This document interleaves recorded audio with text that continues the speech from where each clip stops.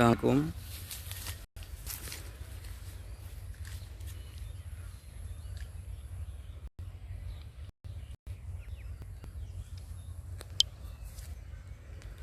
এটা আমার মায়ের কবর। আমার মার জন্য সবাই দোয়া করবেন। আসলাম অনেক দিন পরে। আমার মা আমার 2-3 বছর রাইখেই মারা গেছে।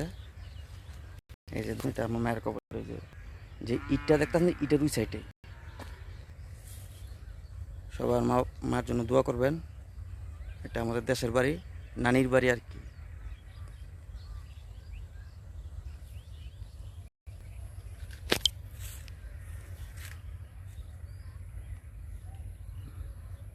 এটা পুরাটাই কবরস্থান, অনেক লোকের কবর আছে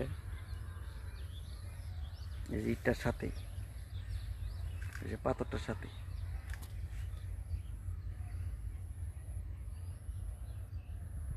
এখানে বর্ষাকাল আসলে চারিদিকে পানি হয়ে যায়।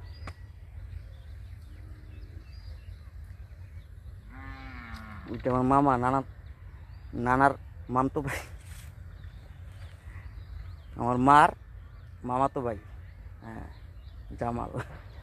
জি, দোয়া করবেন আমার মার জন্য। অনেকদিন পরে আসছি, আবার দেখায় আমাকে সহ। এই যে এই যে এটা, এই যে এটা আমার মায়ের কবর। এটা হলো আরেকজনের কবর, এই ইটটার সাথেই। অনেক আগে মারা গেছে, তো আমার 3-4 বছর রাইখে মারা গেছে। কবরটা আগে তো অনেক সুন্দর হয়েছে, আর এই গাছটা অনেক ছোটো ছিল, অনেক বিশাল বড় হয়ে গেছে।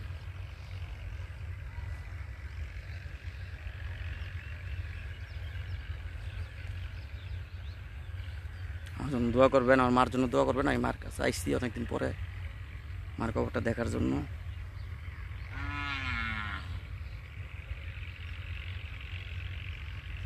এই যে আবার দেখাই দিই, এটা আমার মায়ের কবর। এই যে এইটা এই যে পাথরটার সাথে পুরাটাই কবরস্থান। বর্ষাকাল আসলে পুরাটা পানি হয়ে থাকা, খালি কবরস্থান দিয়ে বাইচা থাকে।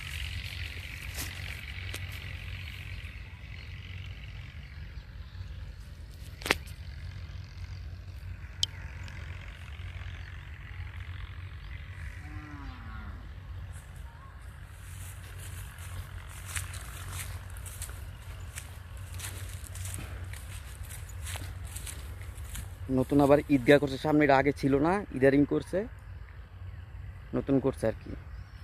এটা কবরস্থানটা আগে ছোট ছিল, এখন অনেক বড় করছে। এর সামনে মনে করেন আমাদের মেঘনা নদী, বিশাল বড় মেঘনা নদীর পাশে। ওই যে কবরস্থানের বড় বড় আরেকটা বাড়িঘর দেখা যায়, উঠে আমাদের বাড়িঘর। হ্যাঁ, আমাদের নানির বাড়ি, এটা মার দেশ।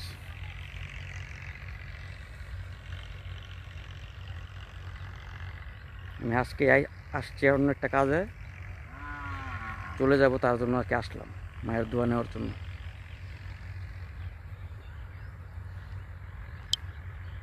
সবাই দোয়া করবেন আমার জন্য। আসসালামু আলাইকুম।